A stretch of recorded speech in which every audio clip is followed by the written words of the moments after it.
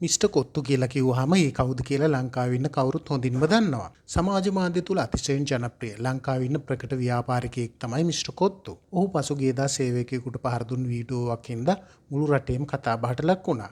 එම සිදුවීම් තුලින් ඔහු එතෙක් පවත්වාගෙන ඔහුගේ ප්‍රතිරූපයට මෙන්ම ව්‍යාපාර කටයුතු වලට දැඩි ලෙස බලපෑමක් සිදු කළා. ඔහුට මුළු මහත් රටක් සමාජයක්ම චෝදනා කරන්නට පටන් ගත්තා.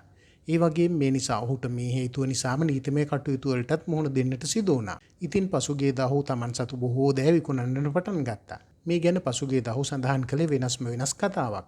මිස්ටර් කොත්තුගේ අන්තිම දවස් 14 මේ යන්නේ. දැන් වෙනකොට අපේ ඇරලා තියෙන ශාඛා 5ක් විතරයි. ඔයාලා අවසාන වතාවට කනවා නම් ළඟ තියෙන ශාඛාවට යන්න. මේක ගොඩ දාන්න අපිත් එක්ක අවුරුදු 19ක් හිටපු පාරිභෝගික සැමට ස්තුතියි.